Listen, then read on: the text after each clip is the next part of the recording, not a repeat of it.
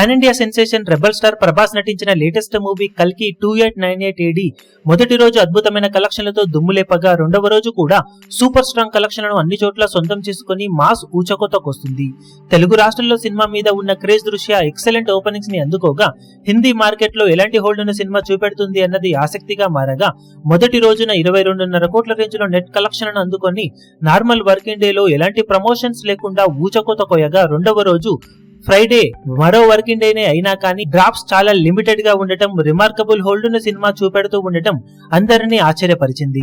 అసలు ప్రమోషన్స్ లేకుండానే సినిమాను చూడడానికి జనాలు భారీ లెవెల్లో థియేటర్స్ కి వస్తూ ఉండగా రెండవ రోజు లెక్క 21 కోట్ల రేంజ్ లో ఉంటుందని అంచనా వేస్తున్నారు. దాంతో 2 రోజుల్లో హిందీలో సినిమా 43 కోట్ల రేంజ్ లో కలెక్షన్లను సాధించగా శని ఆదివారాలలో సినిమా రెట్టించిన జోరు చూపించే అవకాశం ఇప్పుడు ఎంతైనా ఉంది హిందీలో బాక్సాఫీస్ దగ్గర.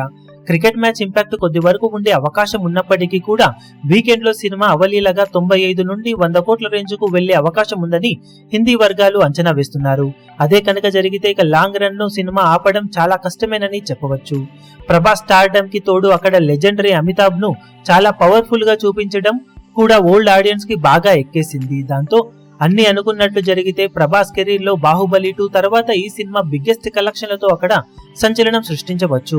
లాంగ్ రన్ లో 250 కోట్లకు పైగానే టార్గెట్ చేసిందని చెప్పాలి కల్కి మూవీ.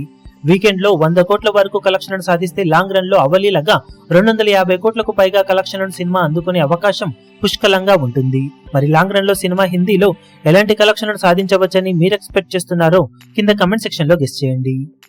ఈ వీడియో మీకు నచ్చినట్లయితే లైక్ చేయండి, షేర్ చేయండి, ఛానల్ ను సబ్స్క్రైబ్ చేయడం మాత్రం మరవకండి. ఏ చిన్న అప్డేట్ ను మిస్ అవ్వకూడదు అనుకుంటే బెల్ ఐకాన్ ను ప్రెస్ చేయండి.